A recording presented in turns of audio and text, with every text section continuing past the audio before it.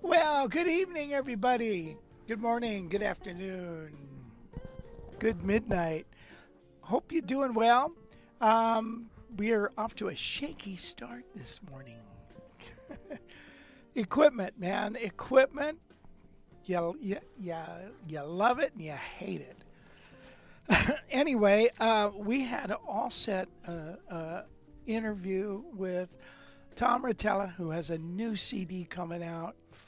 Wonderful smooth jazz art. Well, just all around basic hot guitar player. And gosh, darn it, we couldn't get our equipment to work correctly, and so we weren't able to pull off that meeting. So we're gonna have to do a lot of fillers today. So that means you're gonna need a lot of questions and stuff. So I'm sorry about that, but we're gonna get back with Tom either next week or maybe I don't know. We'll work it out. But we got to get Tom on here. He's got that new CD, and he sent me the links for it. It's freaking hot. You're gonna love it. Tom has a rich history of studio as a studio musician, and as a band leader. He's got about 15 CDs out, and I've heard him on Sirius FM, XM, or whatever it is, many times. And he's just a great writer. I can't build him up enough. Great guy, too.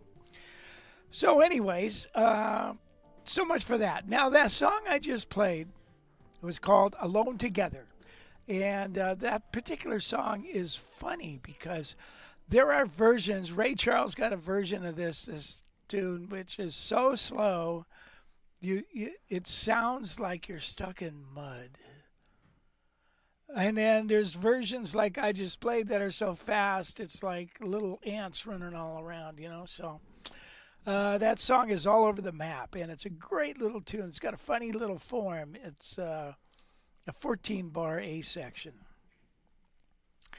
So Alone Together, it's on the website, on the Guitar College Library website. If you want to get over there and check it out, it should be a song in your repertoire. Okay, so what have we got coming up here? Let me tell you, because I know you're going to want to stick around. Now get prepared and download the PDF music lesson links in the description. We've got two today. One of them is pages of a book, and the book is Joe Pass's Chord Melody. And we're going to look at some ideas some improv he does with chords.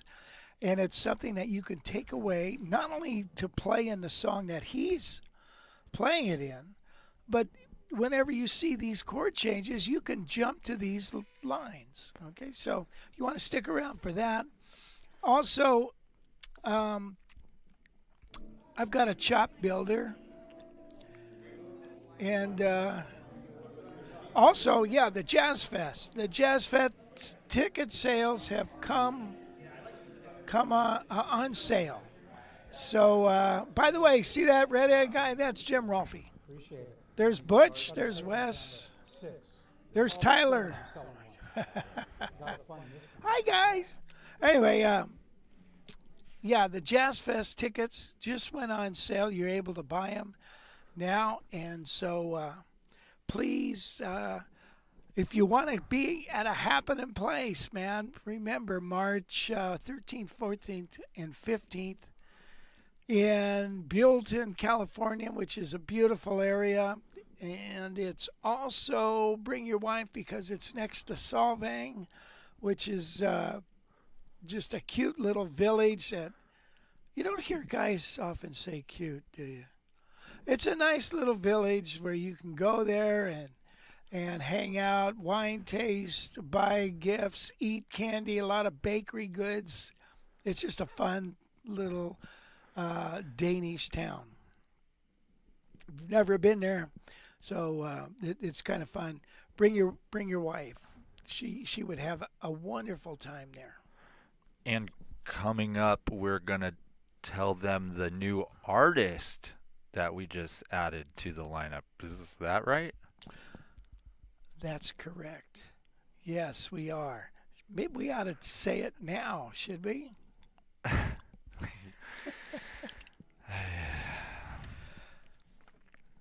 Okay, guys, we added to the roster Larry Kuntz. Larry is a LA guitarist who is a fantastic guitarist. He's been on more than 400 albums. Can you believe that? I mean, you look at his discography, and it's like, my God. So he's got a bachelor's degree in jazz studies at USC. He's the co-leader of the LA Jazz Quartet. He's a great player, man. I'm so pleased that we have him. He's also a faculty member at the California Institute of the Arts. So you're going to want to hang with Larry. You know, he studied with Jimmy Weibel. His dad was a famous guitarist, Dave Kuntz, and he recorded at 15 an album with his father.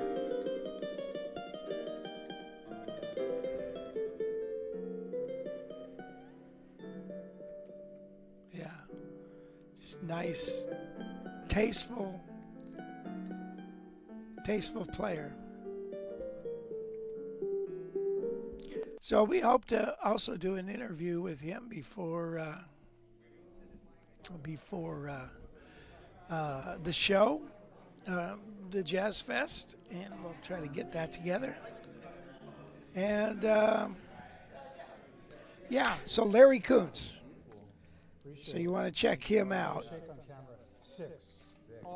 Okay, what's up here, Wes? Oh. I don't even know where we're at. We're at kind of just the weekly tease. All right, so here we go, guys. I'm here, and we have a show that we do every week. In case you guys did not know that, but if you're here, you probably do know that. But if you don't, and this is your first time, then you should know that we're live every Thursday at 11 a.m. Pacific time, and you should subscribe to our channel because you'll get alerts. And we've been posting a lot more videos, by the way. We've posted a video every day in the last week, so we're pumping out a lot of content for you guys. So subscribe, subscribe, subscribe. Please do that and hit the thumbs up button if you can. Also, we'd love for you to chime in and chat and ask questions, especially today because I couldn't get the interview to work. So we need more questions to fill the show. So that would be awesome if you guys asked questions and participated in the chat. So let's see who's here today. You will not laugh. You will not cry. You will learn by the numbers. I will teach you. Sound off like you got a pair. Sir, yes, sir. Here you are all equally worthless. All right, so we got Tom in the house. Tom. Let's see, Rob in Wisconsin, Gordon in Birmingham, Jim Rolfe in Moore Park. How's it going, Jim? Tom Collins in Ojai. Hey, Tom. David Loving, Tennessee, representing. Justin is in LA. Justin got a ticket to the Jazz Fest earlier this morning, so we're excited to see you again there, Justin. Hope you're doing well. Renee Sommer, he's in the Netherlands. How's it going, Renee? Big Steve's in. Wow. Oh man, he's over in Illinois today, normally in Washington. How's it going? Steve Laughlin's here. How's it going? Lock. And then we got Rodney, and that's it so far. Hey, thank you guys, for joining us, because it's no fun if you don't. It's no fun. Me and Wes just sitting here twiddling our thumbs. So thanks for showing up. We really appreciate it. Got Gail working the message board, so we're all set. Okay, let's start with let's talk about the library. We're really excited about the library because, as we announced last week, we have a app coming out for the phone. So not the landline phone. It would be your smartphone, and you're going to be able to get on the Guitar College library with your cell phone and view lessons and PDFs and everything, and have yourself a good old time. So again, we're really pleased that we got that going, and that was no easy feat, I might add. Thank you, Wes. So you want to get with the library, and I think you'll be more than happy. And we're supposed to be you're having a new price for it too. We're lowering the price pretty soon. We're still working it out though. So hopefully in the next year we can have a new price for you guys. Yeah. By the first of the year, hopefully. That'll be soon. There's a few other people that dropped in here. David Bronson, what's up? He's in Jacksonville. How's it going, Dave? Daniel Lowry's down in SoCal, I believe. What's up? You are not late. You are right on time. We're the ones late. Justin says he loves Larry, so he's stoked he bought his ticket. And then Scott K's in Buffalo. Kirby's here. Hey, Kirby. Farmer David, I was the 9th thumbs up. Hit the button, friends. Thanks, Farmer David. Appreciate that. Jim Champlin, Albuquerque. Butch is here too. Hey, Butch. And that's Butch. It. Again, like and subscribe if you can. Yeah, I see Locke says iPad as well. Yes, indeedy. Yeah, so this week, I've been looking. We've been moving the studio all around. We took my studio monitors out of my room where I used to do some recording and mixing and stuff. Brought them out here, and those are the KRKs into the 6-inch ones. They're great sounding speakers. But now I went to buy some smaller ones for my, desk, some desktop monitors, and the ones I bought were the PreSonus. And I got it, I forget the name of them, but they're the 3-inch, the little tiny speakers. I don't know. They drove me nuts, and so they're going back. They've got a spike on the low end, and it's like, oh, geez, man. It'd be great if I was doing rap music or whatever. Wes, you look worried on that camera there. Anyway, I was wondering, and I wanted to ask you guys, what studio monitors are you using, and what do you like? Are you happy with them? I got some other studio monitors. Yeah,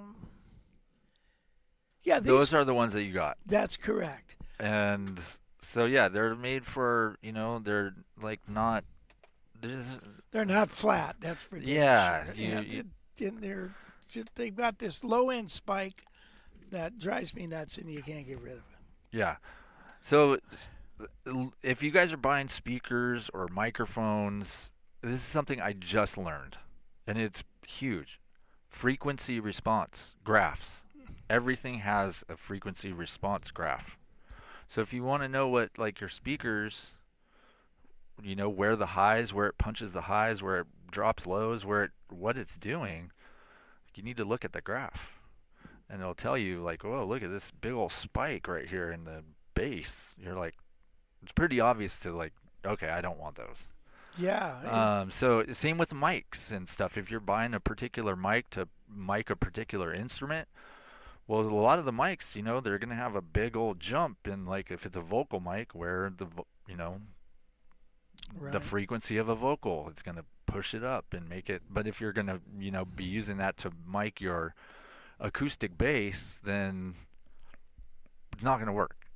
So the frequency response graphs are so important for everything.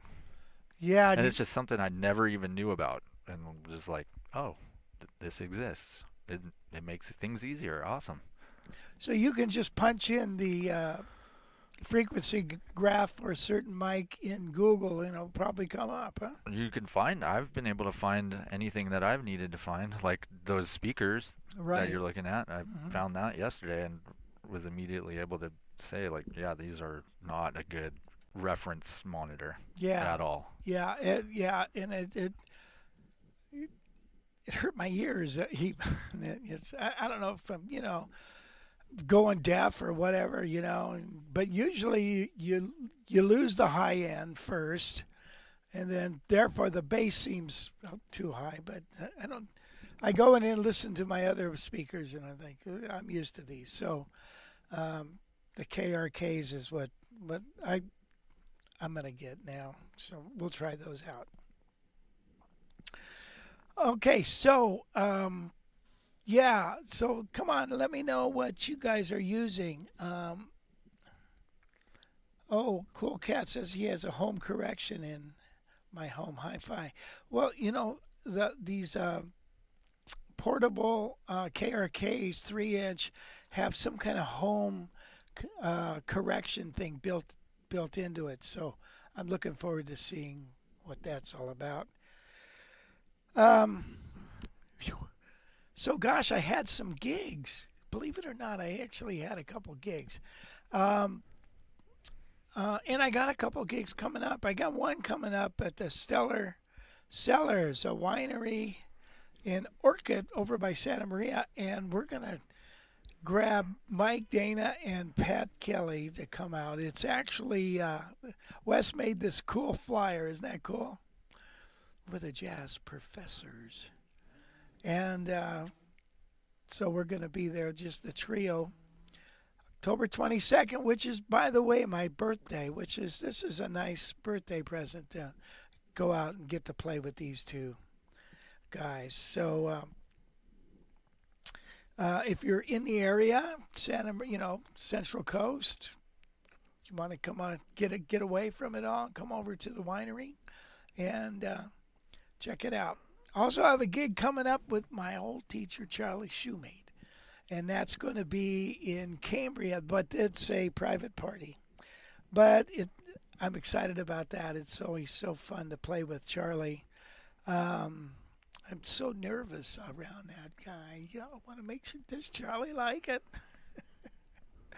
I don't care how old you are, that happens, at least with me. That's cool. So this last week I played a brunch thing, and I used this guitar,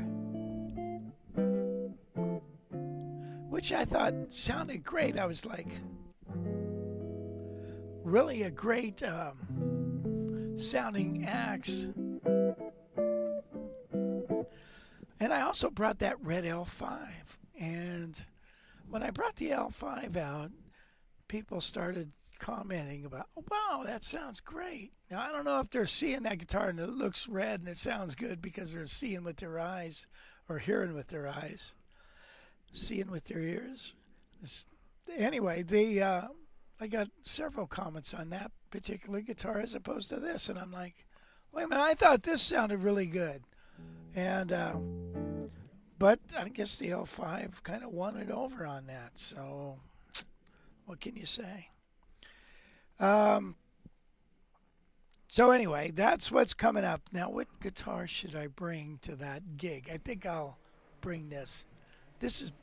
I like this. Or somebody had called me and says, do you like the 17-inch or the 16th-inch body? And I said, well, first off, I like the 17-inch. The neck is closer to my head, and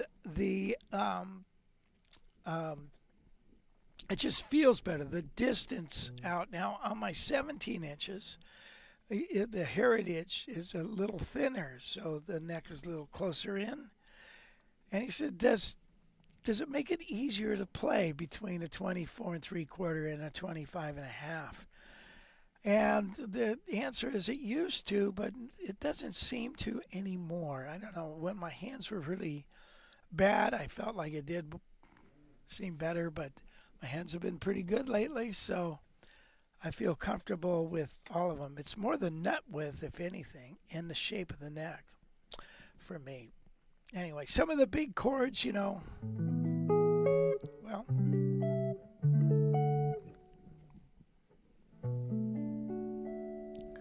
some are, it's all a stretch.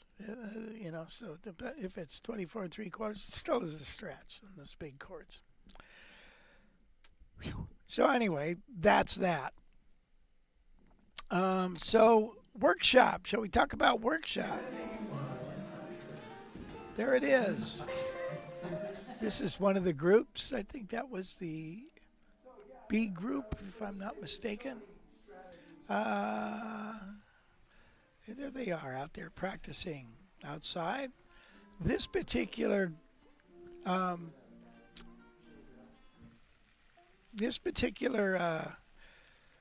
year is going to be really fantastic. So you want to make sure you start reserving your spot. So many jazz guitar and bass workshop. Todd Johnson on bass. You couldn't find a better teacher and a better player, So if you're thinking about coming on bass, you might want to get a hold of Todd. Yeah, and get on over to the website and just try to poke around there and take a look at it. I think you'll find it very inspiring. Make sure you watch the video that goes into the detail all about it. Okay, so how about, shall we do guitars in and out?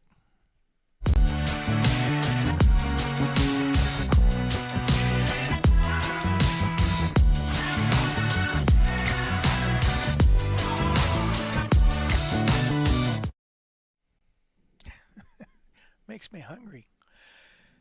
Okay, this is a work in progress, still working on it. Coming soon, the L4. I got the tuners. I was going to bring them out to show you. Boy, it's got that one spot there that really needs a little love. But this guitar is going to be sweet when I get done with it, man. I'm going to tell you that. I had another L4. As soon as I put it up for sale, it was gone. L4 with a Johnny Smith. So I'm going to be putting a Johnny Smith on this. And it'll be really, really sweet. But I wanted to ask you guys, do you guys like, people have preferences as to fret height? I know I do. It's a medium-high fret. You don't want it too high, otherwise it feels like speed bumps. But you don't want it too low. You grab too much of the fretboard when you play. But it changes the tone. A lower fret has a mellower sound. It's prettier. So I wanted to throw that question out there. Do you like high frets or low frets, or don't you even know? Sometimes you don't know. I remember, I had a love-hate thing with the 68 335. I loved the guitar and I hated it, and I didn't know why. And the reason is the frets were low. It just felt hard to play. You would dig in too hard for some reason. You dig in it when you press down, and then you pick up that fret, the wood of the fretboard, and it kind of slows you down. It just doesn't can't play with ease. It's kind of weird.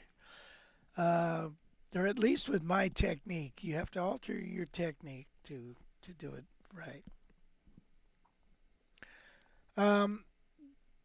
But anyway, there is the Guild X500 still for sale. I played that thing on a couple things, and I really like that guitar. Sweet, man, sweet. The Johnny Smith, remember the Johnny Smith? Well, the Johnny Smith is bye-bye. There it is. And I sold it locally to a guy, and a real nice fella. And I actually bought a Johnny Smith from him a long time ago. And he said, man, I just really miss that guitar, and so I want to buy yours. So he did. So bye-bye, Johnny Smith. I know William Melton, wherever he is, he's had his eye on that ever since camp. But, yeah. Any comments about the fret thing, Wes? Can you look? Okay, I'll look. Hey, one more thing. Remember, I still have the Eagle, which I've gotten a couple calls on that thing, and nobody's pulled the trigger. The Natural Heritage 575, and that little baby Guild 50, which is nice. Nice guitar. So, again, if you want to call me, ask any questions about anything about these guitars, please do. And I also brought out this 575 with the P90s. Now, that's a sweet, sweet, sweet guitar. So, Locke says medium jumbo seems to catch all the descriptions of frets. Gotcha. There's one fret that the luthier that I use to refret all my guitars, I need to get the number from him because I think it's great. It's a great fret, not too high, not too low, just perfect. I'm a country picker. What chords can I substitute for more jazzy sounds? Well, you can use 13ths instead of 7ths, 6s and 6 9s instead of major chords. If it's G chord, you can use this. So that's helpful. Or 6s. You sound like the Bob Wills thing.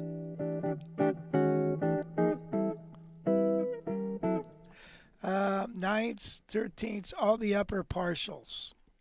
You just go up instead of G. G major 7th doesn't sound so hot sometimes in some country tunes. You don't want to use that tune unless the song really calls for that particular one. Frank from Dallas here, he said, quick question, when are you planning to do a new live class, and what are you thinking about content? Hi, Frank. I'm thinking about doing a song, Softly as a Morning Sunrise, which is a minor thing that goes into the relative major. And that, it's like rhythm changes on a minor.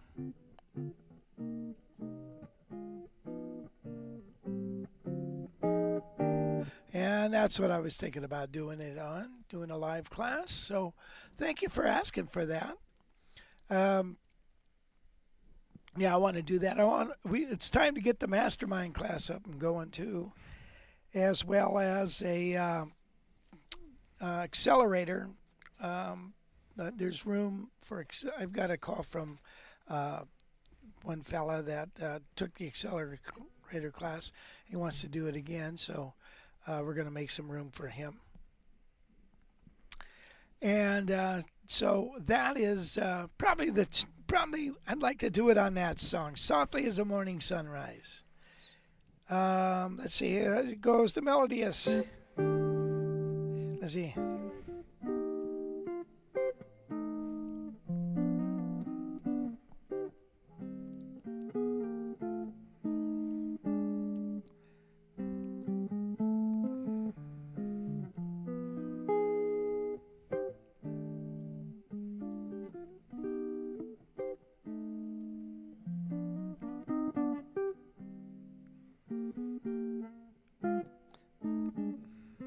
Then it goes.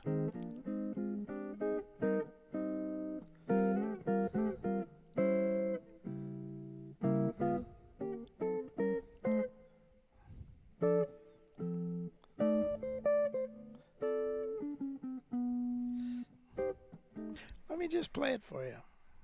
We got time since we. Here it comes. I know it's in here. I played it several times in the live stream. Softly as what?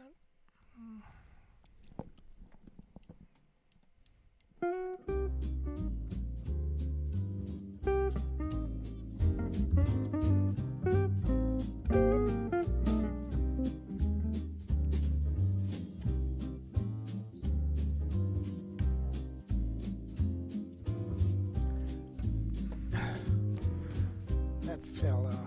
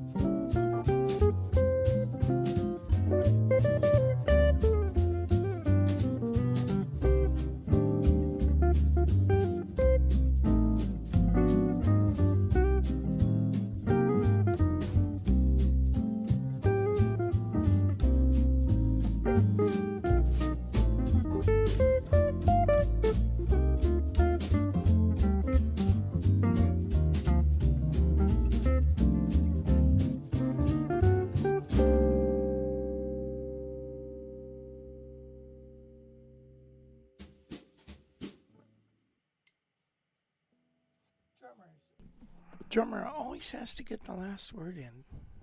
Anyway, There's a few other comments here. Tom Collins says, great to hear Larry will be at the Jazz Fest. If anyone's near Ventura this evening, he's playing at The Grape from 7 to 10. oh wow, Piano, bass, guitar trio. cool. Awesome. That'd be worth going to see. And then Clay dropped in. What's going on, Clay? Clay. He said Larry is great. We were both hanging and studying with Tim May and Jimmy Weibel in the old days. Oh yeah, cool. Don Bedreau is here. How's it going, Don? Hi, Good to Don. see you. And then Cool Cat's here. Cool Cat said he has room correction in my home hi-fi, so software-based room correction. Don actually says he has those monitors that you got, the Presonus ones. Oh really? Yeah, how do you like those, Don? Find them a little bassy? Do they annoy you? Gordon says I use Yamaha HS5. That's like a solid monitor right there. That's a pretty flat monitor. Right. So that's a really good pick there, Gordon. Let's see. Clay said Larry's dad, Dave, is really. Where did that go? Sorry. Larry's dad, Dave, is a great jazz guy too. Dave Kuntz. Yeah, absolutely. Yeah. Let's see. And then Clay again said, I had a Les Paul. John Carruthers put jumbo frets. Didn't like them. No. Medium for me on the jazz box. Telecaster, different story. Medium jumbo for Lachlan. David asked, do fret heights vary between guitars? Same model, same manufacturer? I wouldn't think so. Maybe in years, because remember when Gibson used to make the fretless wonders, way back in the day. So, yeah, maybe within years, but, not nowadays. I wouldn't think so. What, they run out of some fret wire and, well, let's just use this, which I wouldn't put it past them, but, you never know. But anyway, yeah, and I don't like steel frets either. I like a nickel steel or whatever it is. Steel frets I feel just are too bright, very bright. I know they won't wear out, but I have such a light touch, and I don't have this problem with frets wearing out. And if they do, just get some new ones. So, yeah. So. Let's see. Garrett, what's happening? Sorry. Butch says I've always preferred tall and narrow frets. I don't like my fingers contacting the fretboard. Right, I agree. But I like a little bit. I mean, if you don't press so dang hard, then you don't have that problem. With the higher frets, I almost feel like they're speed bumps. I can feel them as I go up and down the string, and I don't like that feeling. Gordon says I really like low frets, Gibson fretless wonder type. Well, that's cool. Seems easier on my little fingers. Everybody's different. So, for me, it's not what I prefer, but I get that. I've had guitars with low frets before, and it's a love-hate thing.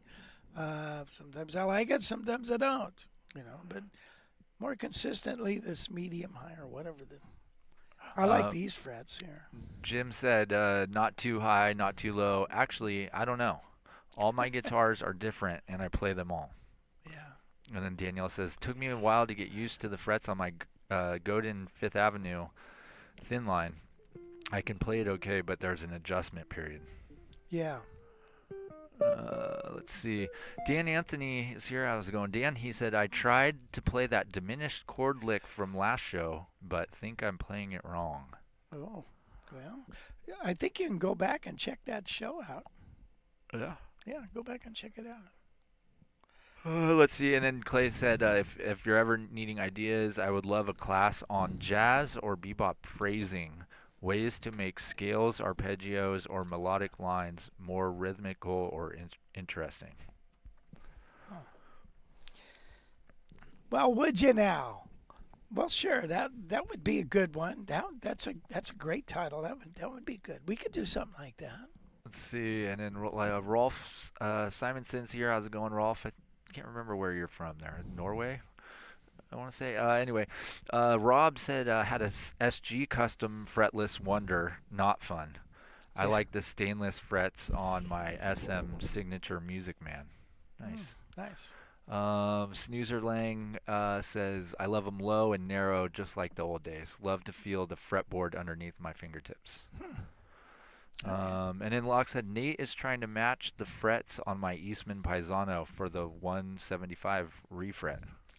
I tell you, you just tell him to put the ones he puts on mine. You'll love him. Hey, Wes, could you do some news? Sure. Rolf is actually in Colombia. Oh. Yeah. Wow. I don't have much news, so if you need to take a break, you better get out there and do it now. So yeah, there is one item of news that I have, and that is that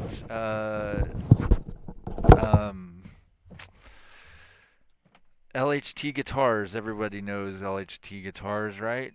Yeah, we all know LHT guitars. If you were at the Jazz Fest, you saw his guitars there. Well, he's going to be selling. They're kind of like a custom order guitar. But now he's going to be selling, he has them in stock at Eddie's Guitars in St. Louis, Missouri. So they actually have a bunch of Tyler's guitars in stock ready for you to try out. So it's kind of a rare thing. He doesn't stock these anywhere.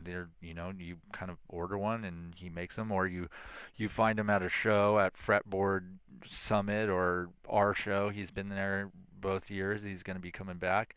But yeah, pretty cool. So if you're in the Midwest and you're interested in one of these guitars, now you have a place to go check them out. I'm sure you may be like Don Spain knows Eddie's Guitars. I've never been there, but I'm sure it's a pretty big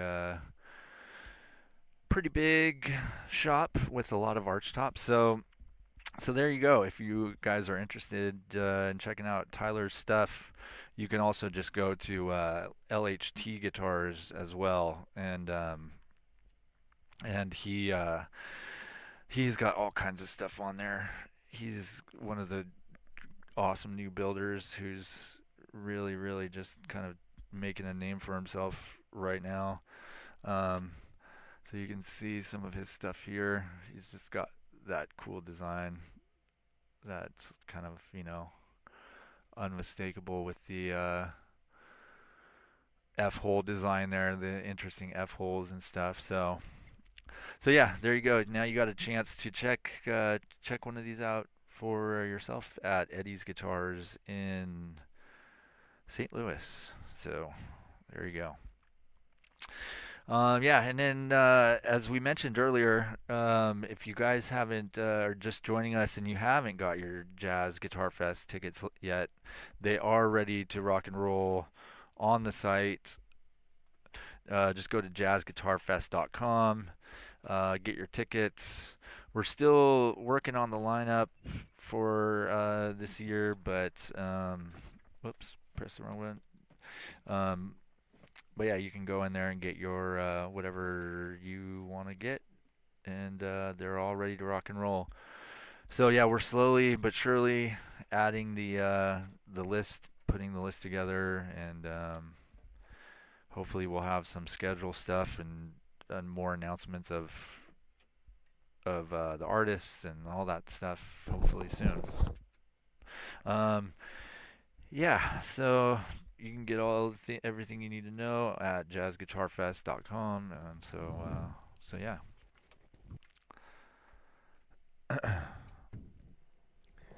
Bada boom, bada bing, bada boom, boom, boom. Okay. Now, so I went on a Fender Learn Guitar, and I learned the D chord. Pretty cool.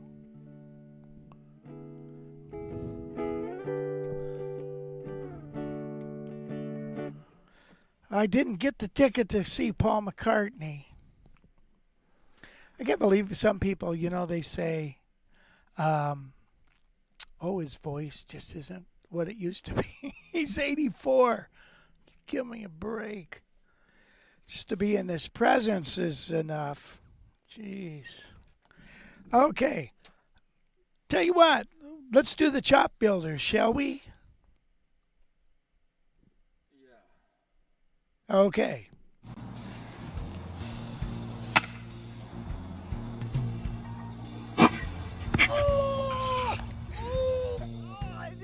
Chops builders, single note technique lessons.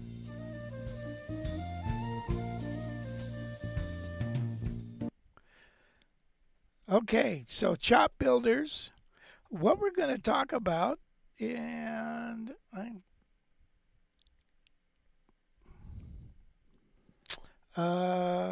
sorry guys, but there it is. Download your PDF for this. The link is in the description. And this is kind of a spin-off of the Rethinking Scales. Actually, we didn't do this in the Rethinking Scales live class that we did. But something I did at camp, and I really want to make sure you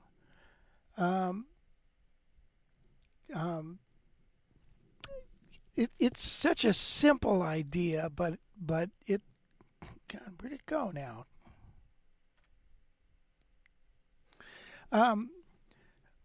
It's a simple idea, but like anything simple, it can be made complex. And it can be a very useful tool. And what we're going to talk about is trichords. Now, not triads. Triads are 3 notes played at the same time. A trichord is 3 consecutive notes. And usually they're consecutive, meaning they're the next step up. So what does that mean? Well, it means that you only got 3 notes. You're like a tetrachord is 4 notes, right? And scales are made up of 2 tetrachords, right? Major, minor, minor, major, whatever, 2 tetrachords. Trichords make up scales as well. And if we focus on some of these, I think you'll see that it's a pretty cool thing. So first, let's take a look at a major tetrachord. A major tetrachord, quite simply, is 2 whole steps. Now, the thing about these little deals, that's the measure 1. Measure 2 has a different fingering.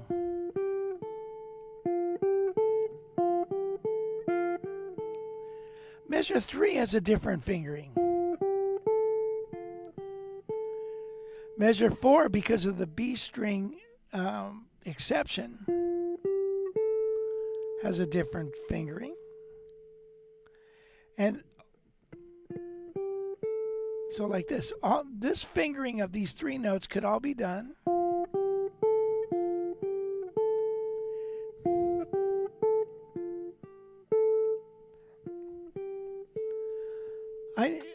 Right? Now, you're going to say, Rich, what is this, like guitar preschool? Kind of. But this is guitar college, right? And we're gonna just start on this. 3 notes, that's all it is. A major tetrachord. Now a minor tetrachord would be a whole step and a half step. And we're gonna start on the 2nd note of the F scale. So it'd be, so there's 1 fingering, or it could be, or it could be,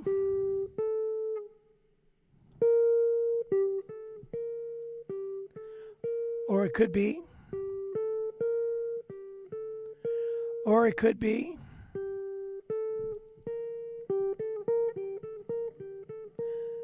all of those are valid fingerings for a minor tetrachord. Now, I don't always have to play it on the high E strings, right? It could be down here.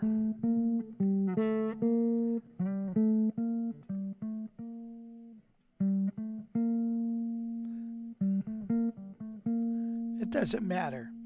The fact is, it's a minor tetrachord. Now, the next one we're going to look at is called a modal tetrachord, and I call it that because of a lack of a better term. A modal tetrachord is like an inverted minor tetrachord. In other words, the half step comes first and then the whole step. So from the note A, it's half step, whole step. And it could be fingered like that, or it could be fingered like this.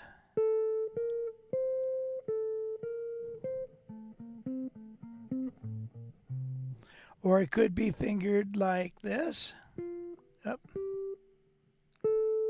Jeez.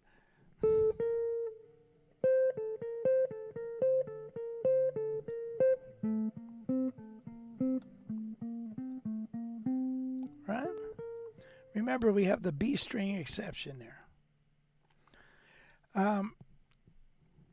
All right, so those are our three tetrachords that we are going to use today. Okay, now within, if you take a look at this. Do you keep saying tetrachords when Oh, you mean trichords? You've been saying tetrachords this whole time, and everyone's like, oh, I'm sorry. Thank you. Trichords. Correct me when I say that. Sorry. You know, the mind is a terrible thing, and the mouth is even worse. So, okay, a major tetrachord within a scale looks like this. First a major, then a minor, then a modal, then a major, then a major, then a minor, then a modal. So, major, minor, modal, major, major, minor, modal. Now, what that fingering is just all on one string, obviously, right? We don't have to play it like that, but that's the way it is. Just it's easier to see. Now, by focusing on just the major tetrachords in the key, you could create a line like this. In other words, if I'm in the key of F, remember G minor, like a modal thing, would be in the key of F, right? You know? So, in the key of F, wherever there's an F note, wherever there's a B flat note, wherever there's a C note, I can play a major trichord.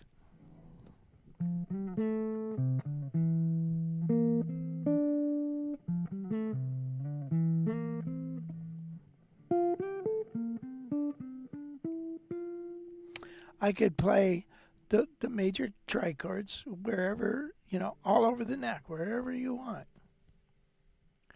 Now, check this out. So here's a line that I wrote out.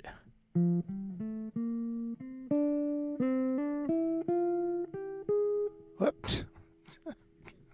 Sorry. I looked at the wrong thing. Major, major, major. All right, so major, major. Now, if I'd laid down a track, let's say, just something simple.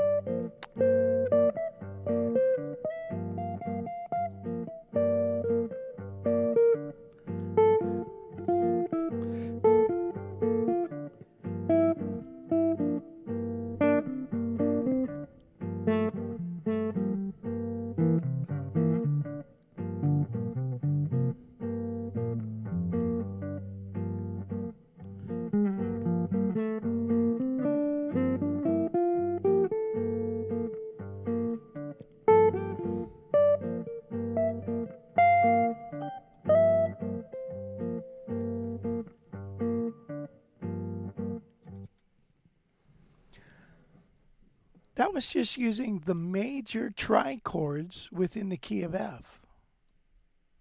See how that works? It's kind of cool, huh?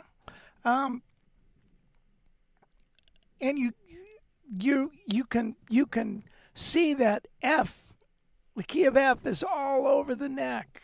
It's all over the place. Wherever you can find an F, a B flat, and a C, and play a major tetrachord, a major trichord, sorry, then you're doing great. Everything's going to fit. It's going to fit just quite nicely. Let's take a look at the next one now. Measure 22, it says, focusing only on the second and the sixth of the key, which are the two minor ones, you create a line like this. Or you could, which is, here is a minor tetrachord on G, not a tetrachord, a minor trichord on G, minor trichord on D,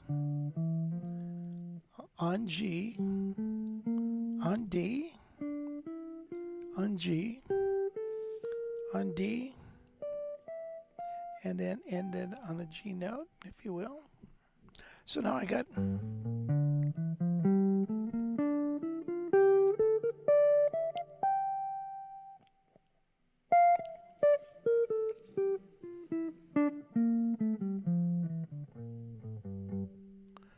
okay. So let me play the track.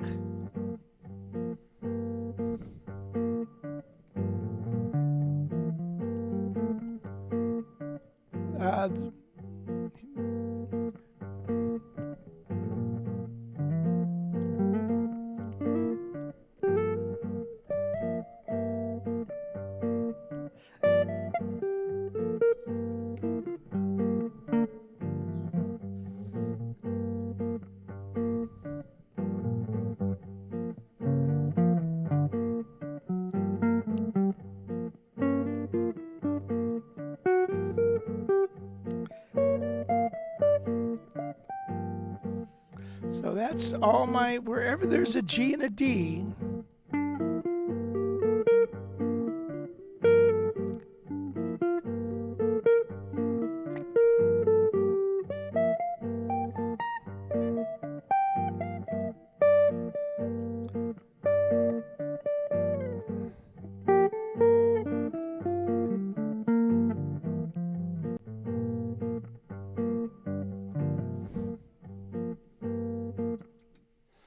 wherever there's a G, wherever there's a D, you play a minor trichord on it. And bibbly bobbly, it's going to work nice. It's going to work sweet. Okay, that would work over a B flat chord to, the 4 chord in the key, or even the 5 chord in the key. It doesn't matter. A key is a center, a tonal center. Half the key is the tonal center. In other words, the 1, the 3, and the 6. The other half, the other 4 chords, the 2, 4, 5, 7, are the chords that point towards the tonal center. So it's all one big giant mess. So let me clear that. And I'm going to play just a C7. C. Oops.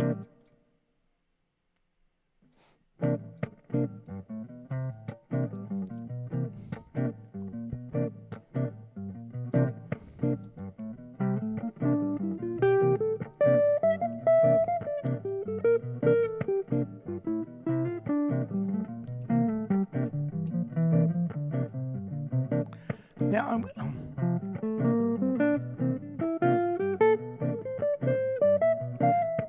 Now that was the first one I played, the key of F, right? Just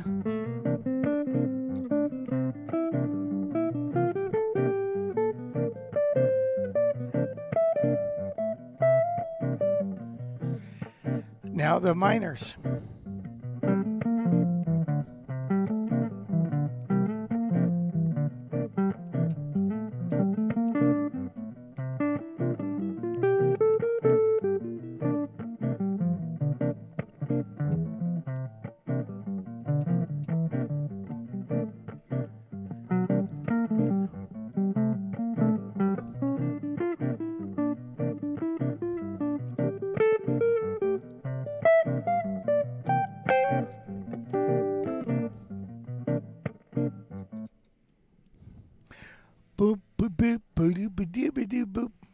Rock on. Okay. Dan Anthony says, can't you play any chord trichord tones over any other chord as long as they're in the both in the key? So, everything's going to have a quality of sound. So everything is either quantity or quality. Quantity is the makeup, 3, 5, 7, whatever it is, blah, blah, blah. Quality is the way it sounds. So, yeah, pretty much you can do anything, okay? Because it's all in the same key, just like you said. But if you focus on just the majors, you focus on just the minors, and now we're going to focus on the modal ones. And that way it's got a little more continuity to it. But you experiment. Absolutely. It's all going to work. All right. The next one is focusing on the third and the 7. So the third in the key of F is an A, and the 7 is E. And what we have here is we have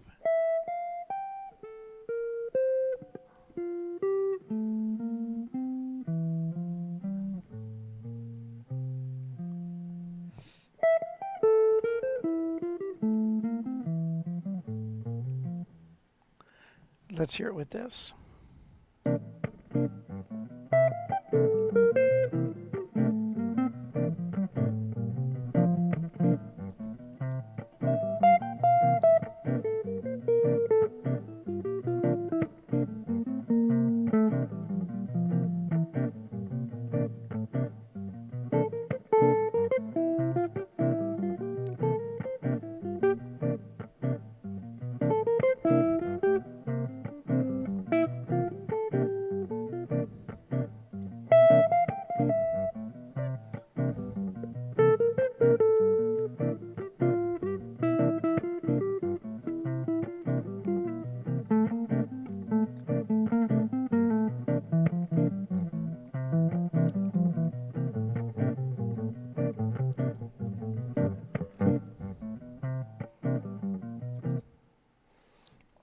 Now again, that was over C7.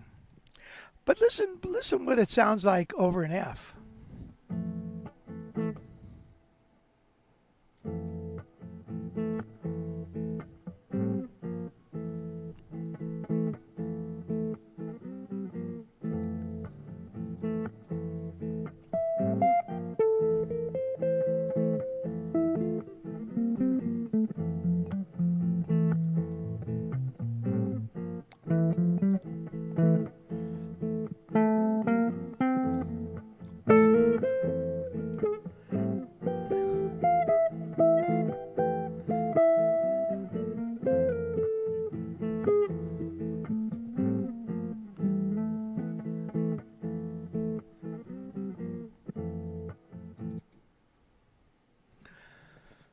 Okay, so the trichords can be mixed up in any fashion you want. There's no rules.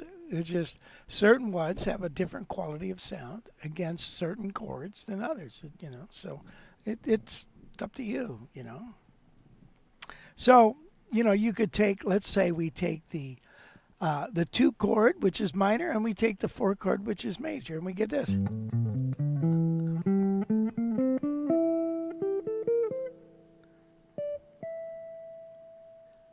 All right. Or let's take the 2 chord and and the 6 chord. Your battery's running low. Okay, all right. Yeah, that's pretty much it. That's how it works. The trichords open up the fretboard, make it easy to see the fretboard, and you can limit your improv to using those, and then you're good. You get some, 3 notes is all you need. Sometimes just 3 notes. So.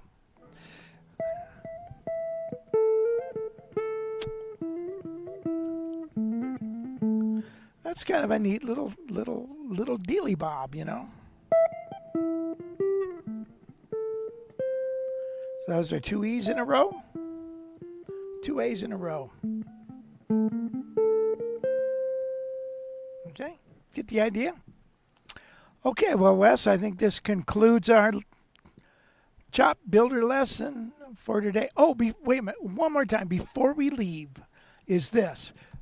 Practice this on one string, going.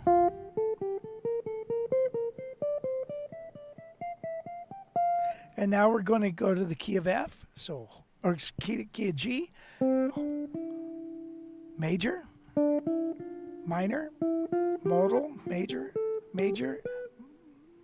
It sounds out of tune because now we're in the key of F, right? Minor, modal, A flat.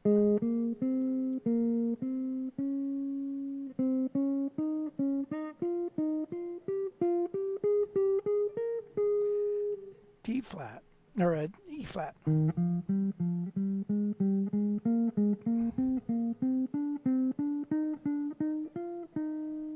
B flat, major, minor, modal, major, major, minor, modal, and back to F.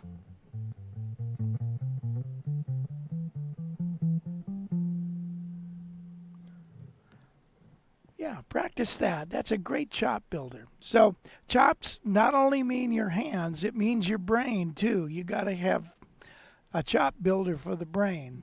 So hope that helps you. This concludes our lesson for today.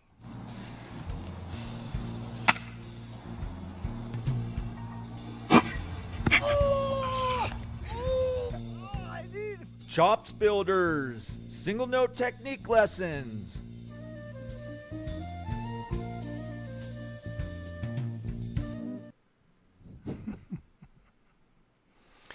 Okay, so let's play a tune. I'm going to get this other guitar out. This guy with the P90s.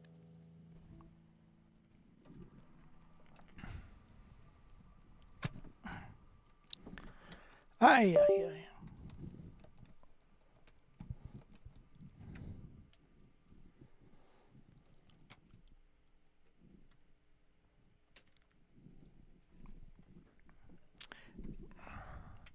Let's see. So Mark Larkins is here, said just tuned in, was doing a noon gig. Still doing 3 gigs every week. I am blessed. Way to go, Mark. That's awesome. How's it going? Wow. Gary is asking, again, another informative and applicable lesson. Before this session ends, would you perform a simple rendition of All of Me in a single line method? Okay, you want that to go or to eat here? We could do that. You know, I have All of Me is something I use as an idea of taking a chord melody and applying it to your comping. So, which is something that we're going to talk about with pages of the book with Joe Pass.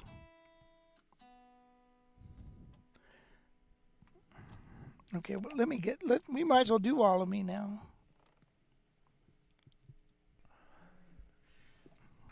Brian says, I have a vintage Hofner archtop which needs work to resuscitate. Until I find an established and trusted luthier, I would like to change the very old strings. The guitar does not have a truss rod. Well, you better check and see if it's bowed. You know, you sight it from the nut down, look down the nut there, and you'll see if it's bowed or humped.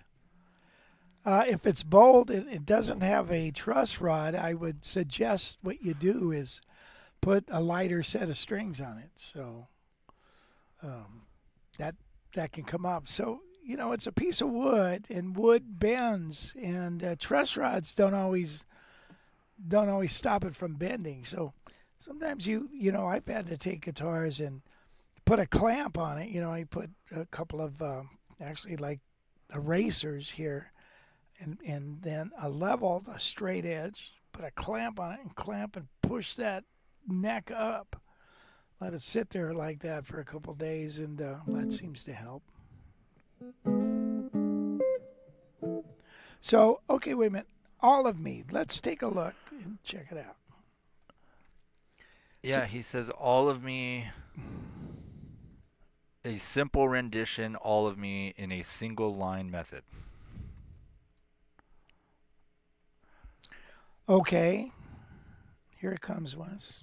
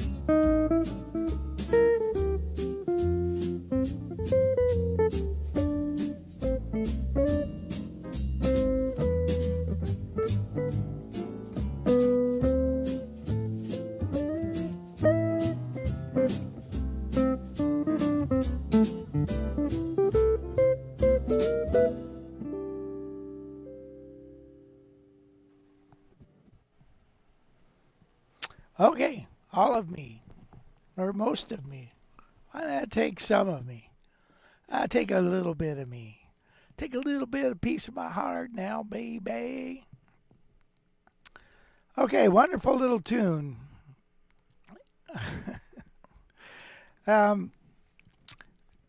Yeah, any other questions or? Yeah, Lachlan is asking, by the way, thanks for the tip there, Lachlan. That was nice of you. And Gary C. also.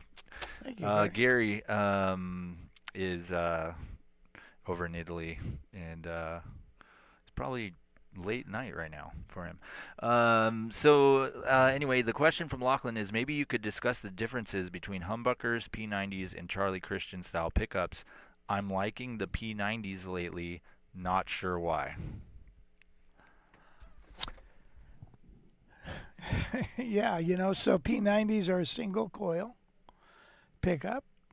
Humbuckers are 2 coils because that bucks the hum, they found out.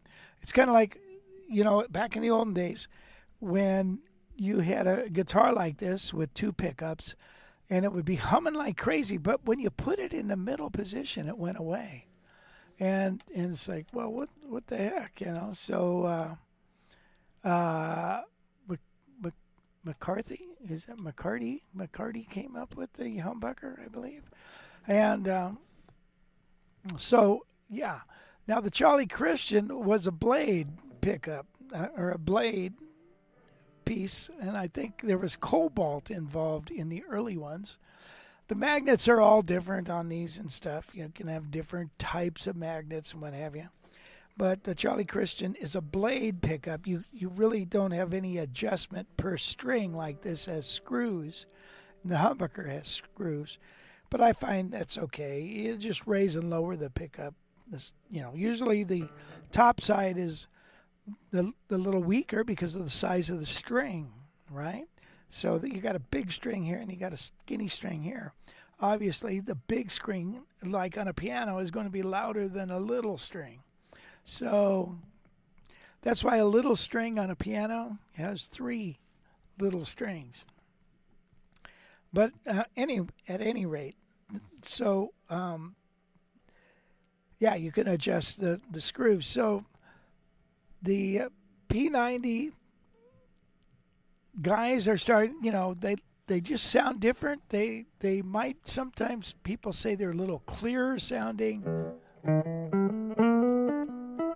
It's got a cool middle position sound in it.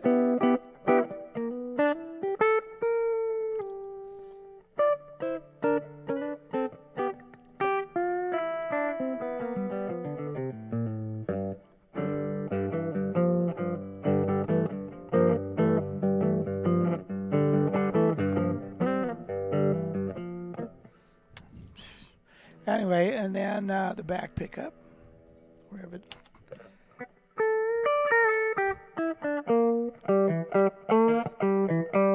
So it's got a lot of bite. This guy.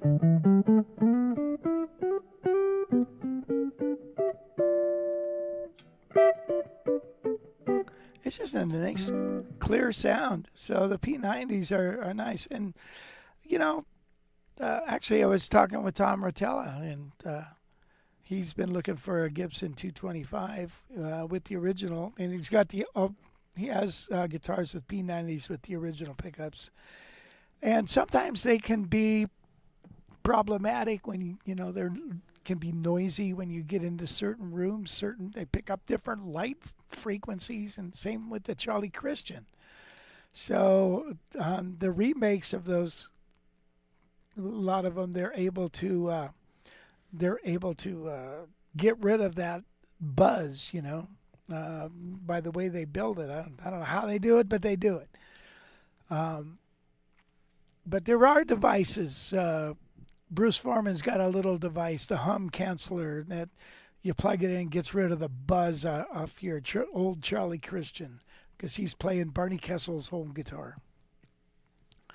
So old electronics, old stuff can be problematic. I took a Charlie Christian pickup on a Super 400 once to a gig, and I swear, you dim the lights and the hum goes. It's like picking up the whatever's coming out of that thing.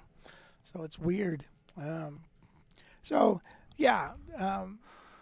like the newer P90s. And by the way, these particular P90s are made by Heritage, I think, are stellar. Stellar. So on that 152, 175, I had a Clausen, which, people, you associate Clausen with pickups. And I really enjoyed that one. I thought that was really nice. And then, of course, you have all the main builders, Seth, Seymour Duncan, Lawyer, and all those guys making them. So One thing too for those pickups, if they're noisy, is like make sure you have a good cord.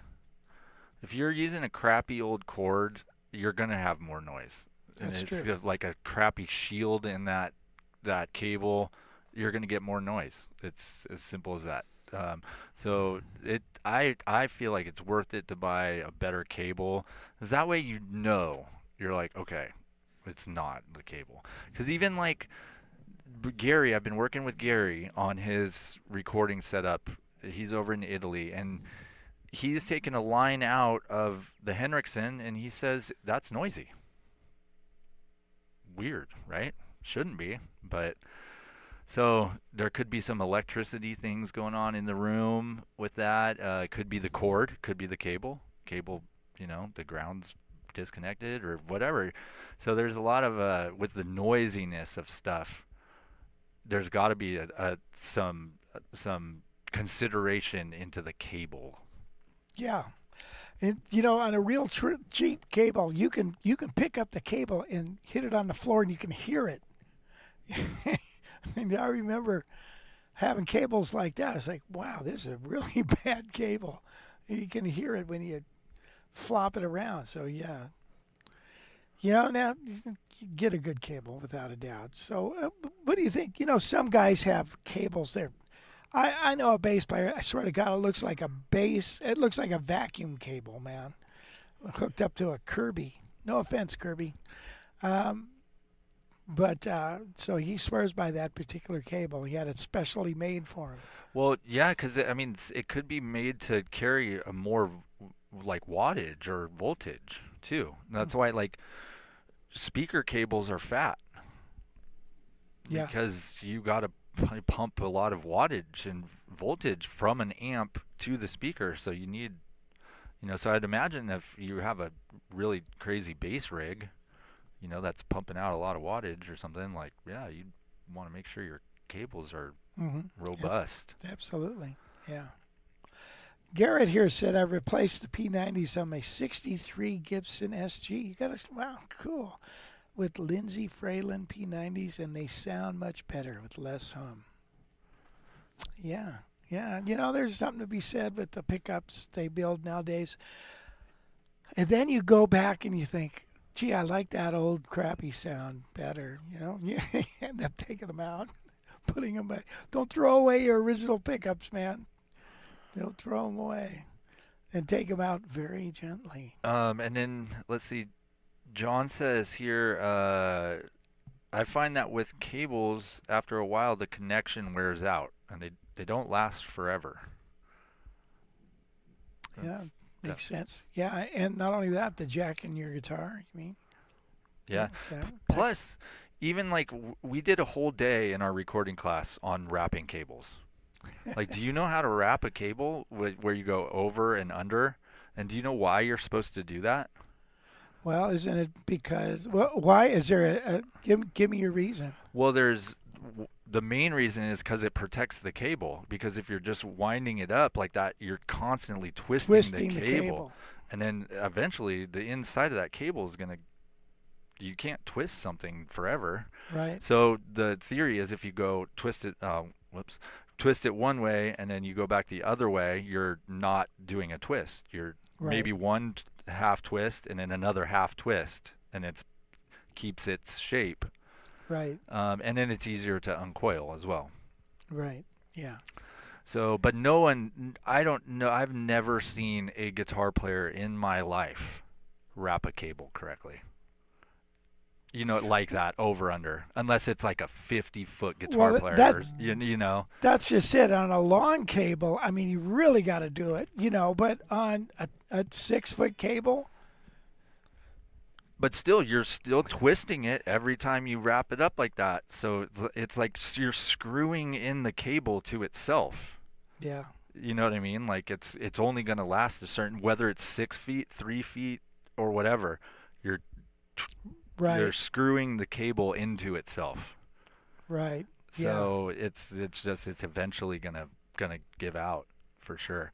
And like I've never really paid attention to that with my own guitar cables or anything like that. But after the explanation in class and stuff, I was like, oh yeah, well, Now I do it with everything. My headphones. I don't want my headphones thing to go bad, you know? Like Right. everything should be Right. Should be done correctly. Yeah. right. Yeah. Good advice. And then also, let's see. Brian was also wondering about his Hofner. He's hoping to put your custom gauge strings on it for a mellow jazz tone. The body depth is 3 1/4, and the bout is 16 1/4. Uh-huh. Well, that's a jazz box. So yeah, But there's no truss rod, and the neck is. So is that going to be too much tension for that? yeah, maybe too much, especially on that high 13 and 15. You might want to back those off. I wouldn't recommend it.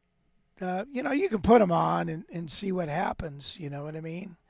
But be prepared, maybe not to do that.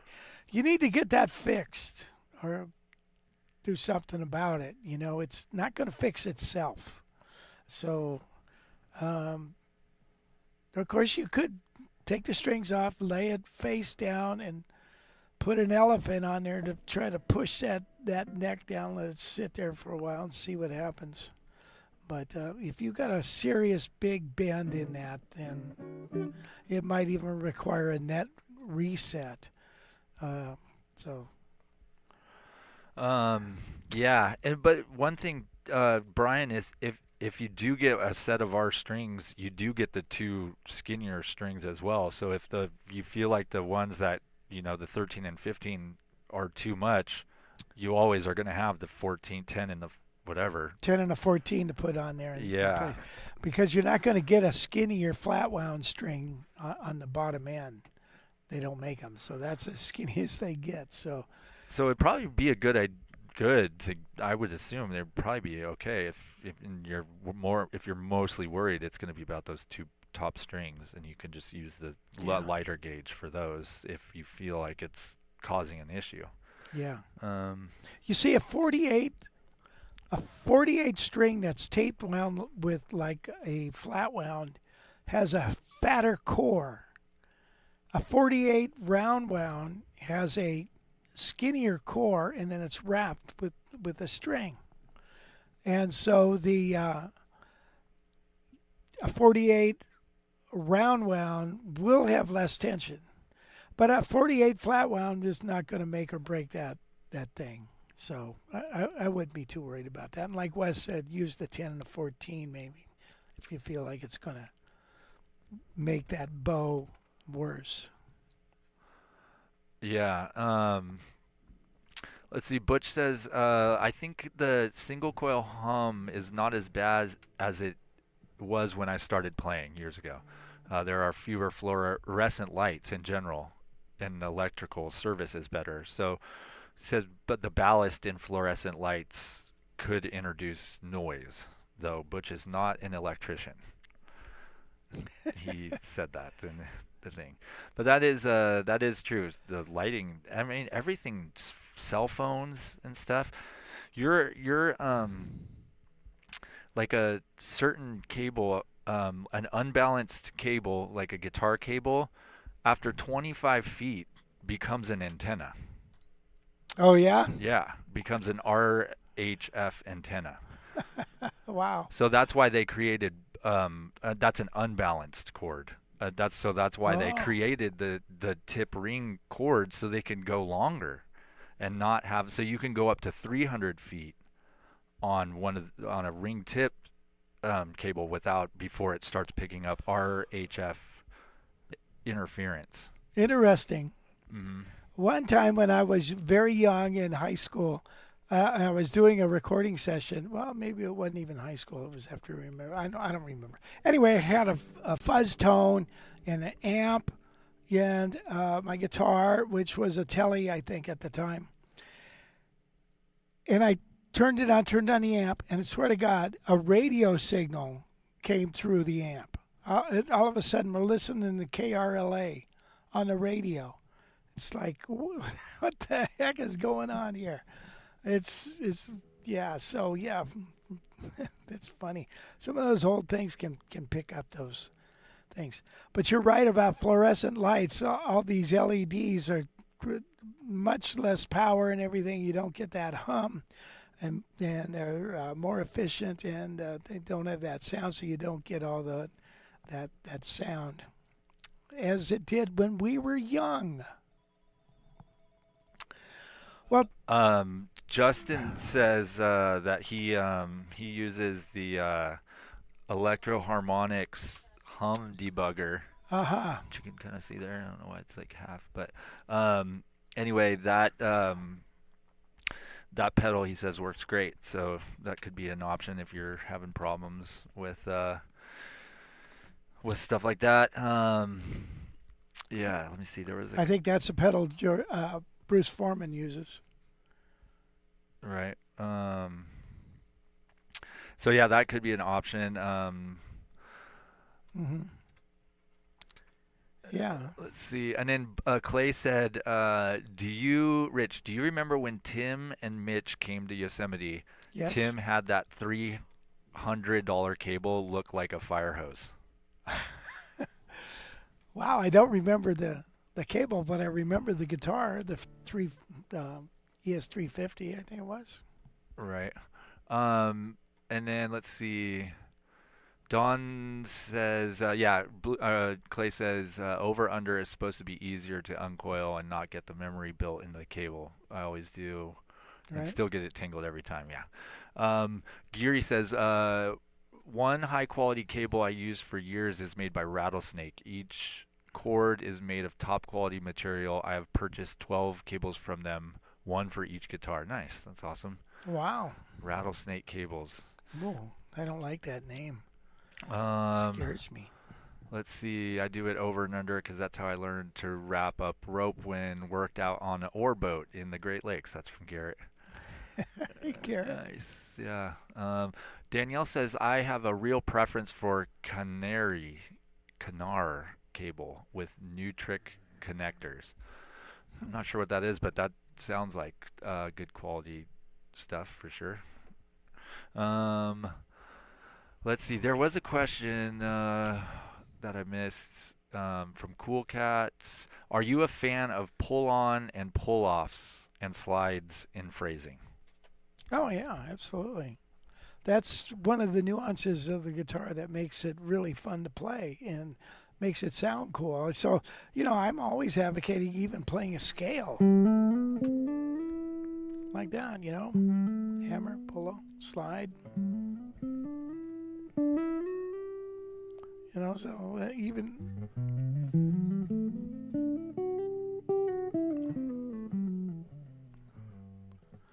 yeah, much less work over on this guy, so it makes it a lot easier.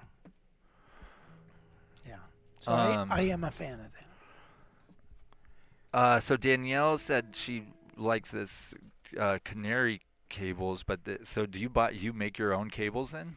I'm guessing. So you buy bulk cable material and then you use the new trick connectors. That's pretty cool. That's awesome. I've seen That's those. one way to do it. That's one way to know that your cable's going to work because you made it yourself. That's for sure. And you got nobody to blame except yourself when it doesn't. Right. Exactly. Let's see.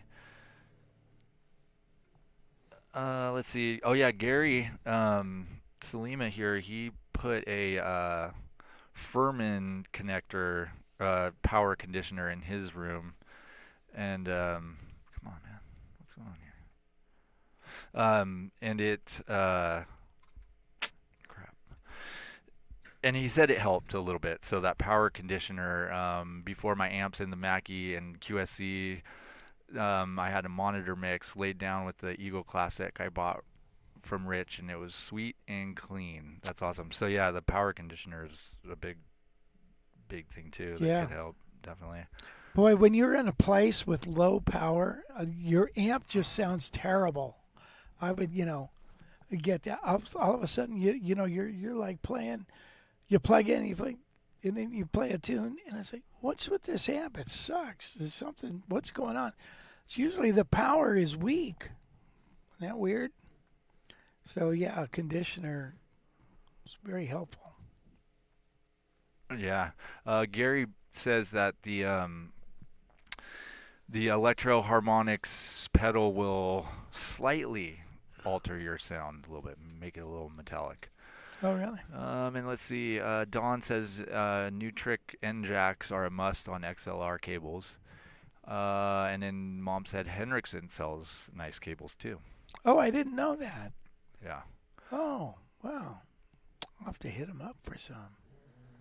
Yeah. And then Brian said thank you for the time to discuss the issue with my Hofner. I think it has the potential to be a good full-bodied jazz guitar. Oh, I do too. Without a doubt, without a doubt. Yeah, they have their own unique sound. They've got a wonderful pickup. They got good electronics, so they got that German technology. So, yeah. They were a quality maker, man. They started off making stringed instruments. So, yeah, they're wonderful guitar. I was sponsored by Hofner in the early days when they were still making them they still make them in Germany, but it's rare they get them shipped over here. Well, tell you what, before too much more time goes by, why don't we take a look at our pages from a book? You cannot learn from books. Replace these pages with life lessons.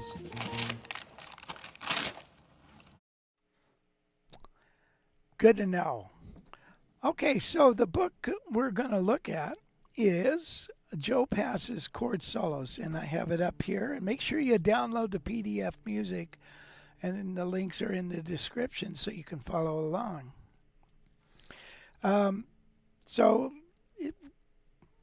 Here we are, pages of a book. Joe Pass, this is doesn't come in tab, okay, but it's for guitar vibes and keyboard instruments. And we're going to look at the tune Days of Wine and Roses. And here's what I want you to gain from this is not so much that you play this thoroughly through and all that stuff. It's what you can grab on just these tiny little riffs like here that you could use in your playing. So here he's got an F major 7, and so it looks like this. And then he's going to go up and he's going to go. And then a 6/9. So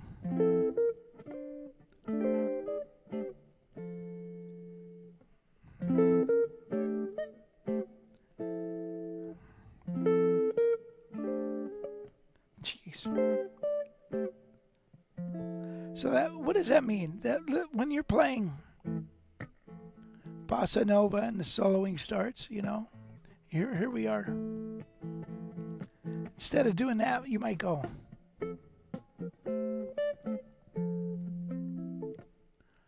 Okay, so you just stole a riff from Joe Pass, and I applied it to Girl from Ipanema, let's say. Okay. Measure 2 here. This particular song, the chart is written as E flat 11 or 9. It's actually a substitution for, believe it or not, A7. So, but it's an A altered, or minor 7 flat 5. But here's what he's doing. He's going. So he's got a G, C, and E flat.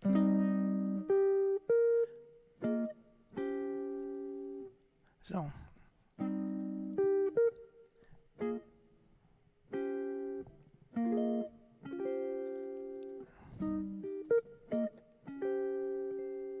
now we've all had songs. If you take a look at the second line here, here's an A minor 7 to a D9, and it's going to eventually end up on a G7 or a G minor. So we have two measures. So here's what he's doing there. He's going.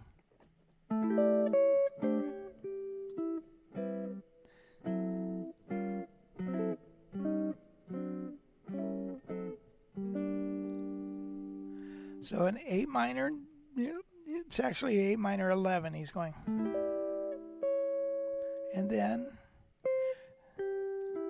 And he's going down on this like little C chord. And then down here to A minor 9th, D9, E flat 9. And look at, I love this part here. Here's an E flat. And then down to D7. And then, so let's say we have a slow bossa nova.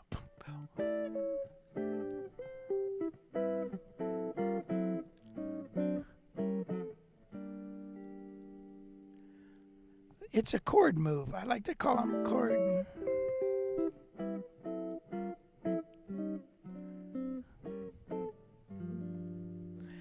And now, let's take a look at the third line. Third line, here we have a G minor chord. See what he's doing for a G minor? He's going right up the scale of F, if you will, or Dorian. And then he's coming up here to this, which I never play this chord. It's a G. It looks like a D minor over a G. So, and then, okay, so if we have a song, it's got a G minor, we could go, whoop.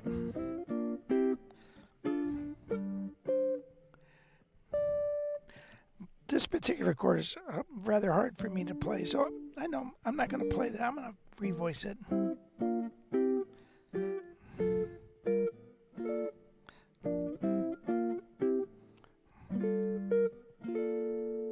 So that's what he's playing for a G minor.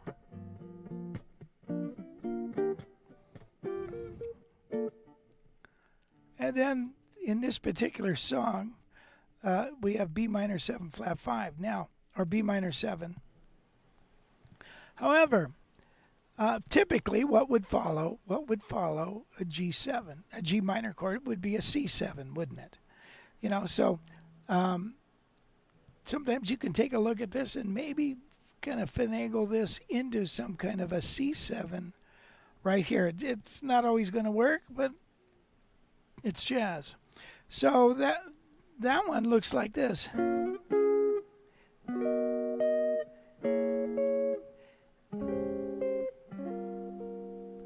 And then to an F.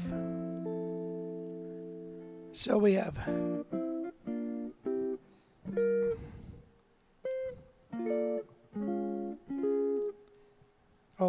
it's up.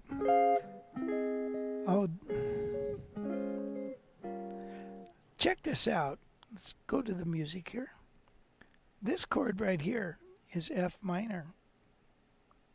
That's an F minor 7. And he's playing that over B flat minor 7, right? And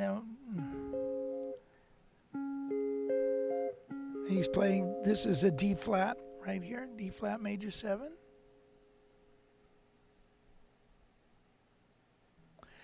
So, and then,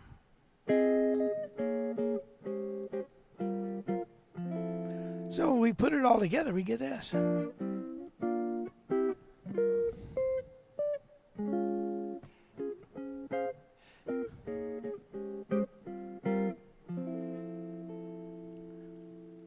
So it's a nice sound.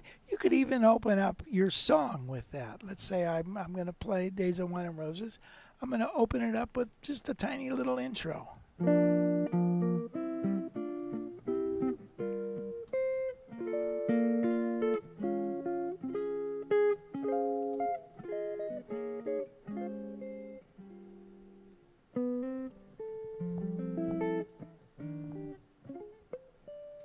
Get the idea?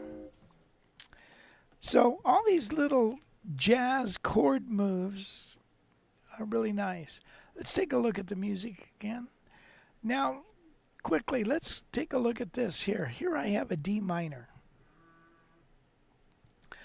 And so the important thing to look at is we have a D minor going to G minor. But do you notice in the song it probably is just a D minor. However, he turns it into dominant.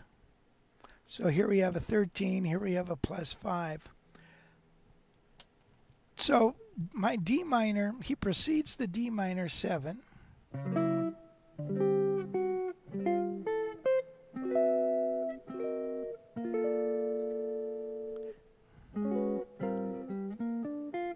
All right, so proceed the D minor with a sharp diminished, which is the 5 of D minor, right? And he's going.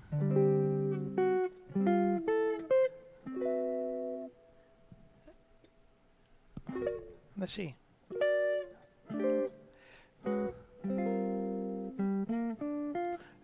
In the next line, I love this. E minor 7 flat 5, A augmented moving to D minor, and then the G7. So we have 2 measures there.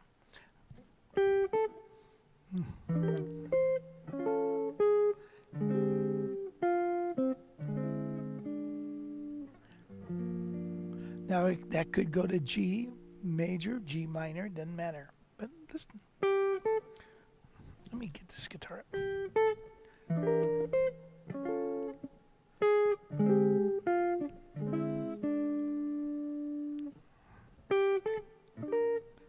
Damn it.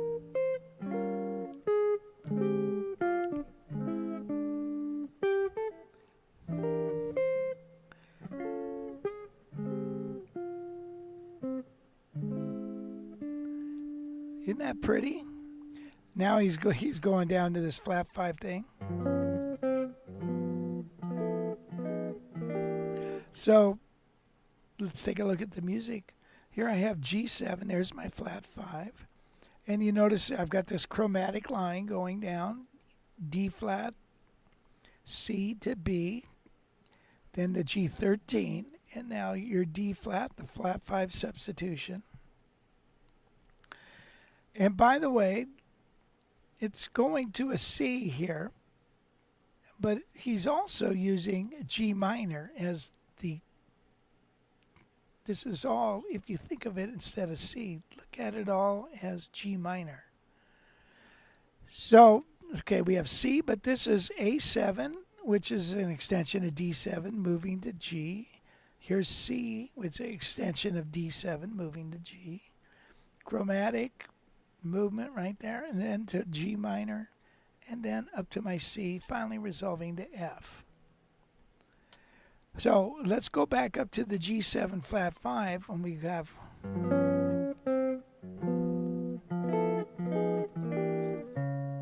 and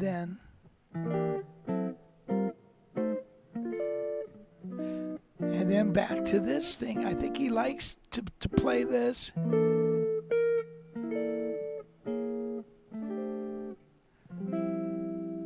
And now we're into the second chorus of this song. So this is like his improv of the Days of Wine and Roses. Let me take it from the second line from the bottom, which is E minor 7 flat 5.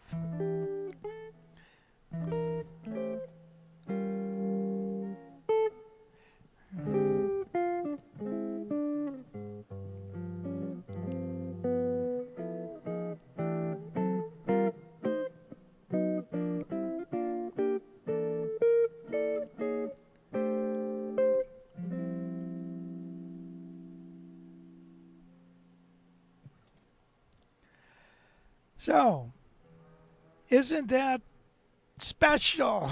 All right, that was 16 bars of Days of Wine and Roses. But each one of those tiny little moves that he does, you can say, okay, I'm going to put this in my bag of tricks. Whenever you're going to see E minor 7 flat 5 move into A7 to D minor all over the place. Georgia, perfect example.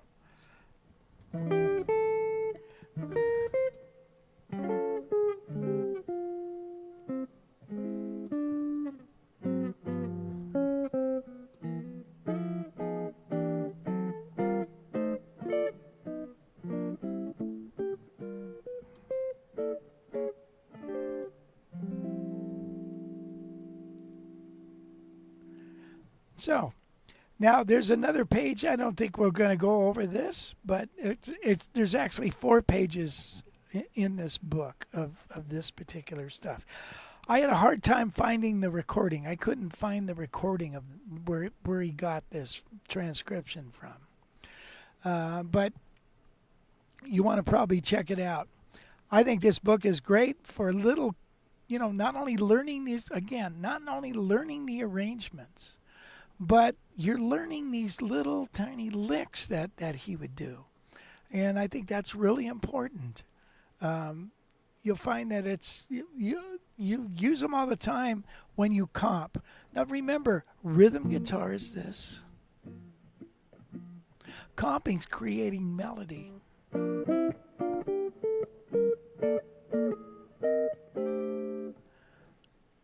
Okay, so within your comping, that's what we want to do, is trying to find little bits and pieces and cool little moves that we can incorporate into our playing. Okay, if you get a chance, pick this book up. Joe Pass Chord Solos. Good luck with it. You cannot learn from books. Replace these pages with life lessons. Yes, by all means do that. Okay. Mitch Holder was in here and he said the TC Century works well on his Charlie Christian pickup, and that is this noise gate pedal from TC Electronics. Oh, nice. So that'll definitely take your hum away. You have a noise gate on it. Yeah. You don't have to worry about it ever again. So that's smart. I wonder if that changes the tone of anything, but probably not. TC Electronics makes a good pedal. Yeah. Let's see. Cool Cat asked, do you have any tube amps in the studio?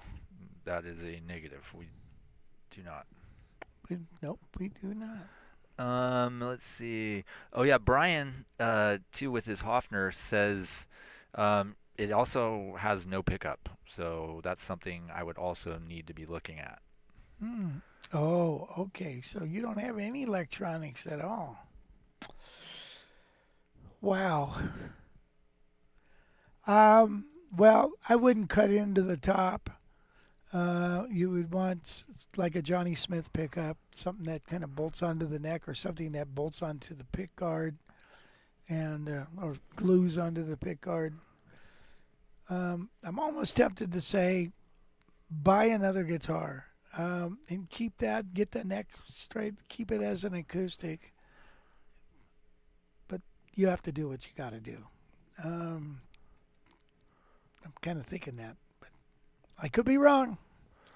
Yeah. And Danielle asked if anyone has played a vintage 47 VA 156G, and that's this little amp here. We have not played one, but no, we sure haven't.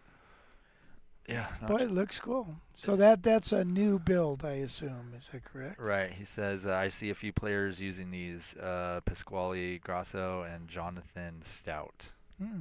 Nice. Yeah, I think that's about it. She said that I play my chord melody version of Days of Wine and Roses. I do feel like I'm having a lot of large jumps when I'm playing that tune. Yeah, well, that's okay. That's why you have a neck. It's okay to jump around, Yeah, jump. Jump. Jump in. However that song went. Yeah, man, the whole neck is your oyster. So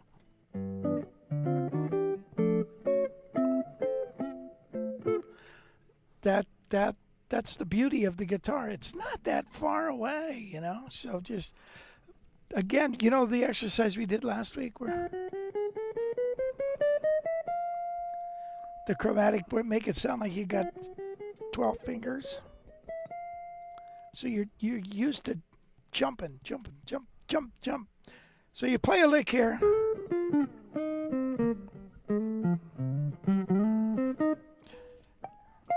Play a lick up there, play a lick down there. That's how it is. So I wouldn't worry about that. Just you want to maybe execute those jumps as quickly as you can.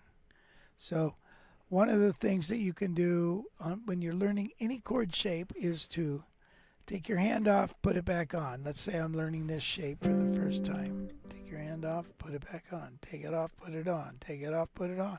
Then play it around the cycle of force. Take it off.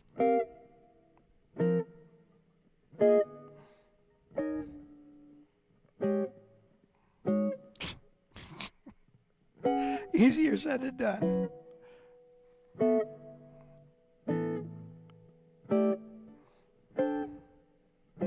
The cycle force can help you so much, man, because you know when you learn a new chord or something, you learn it, you play it maybe 4 or 5 times, and then you're on to something else. This way it makes you do it 12 times, 13, and then do it around twice. And then you'll find the second time around isn't so bad. And then do it 3 times, and then it's like, wow, okay, I can do this. So use the keys, the cycle of force, to improve your playing. Well, what do you think, Wes? Yeah, that's about it. Geary had a question. What's your opinion about Peerless jazz guitars? Well, they were nice guitars. My story is I remember Peerless when they first came to the NAMM show as Peerless. They were building everybody's guitars. So they launched their brand, and I liked them, man. I thought they made this one, and this was the year 2000. It was a little 16-inch with a floating pickup, and things sounded great. And I think I bought them for $400, $500 and then I think I bought 4 of them or 6. Came in a case, and sold them at shows, and I thought they were fantastic. And but they've gone up in price like everything else, and usually they have a poly finish. The finish on those is done, with chemical drying, so it's really, the wood is sealed. Your nicer guitars have a lacquer or rub finish or something, so that top will age. But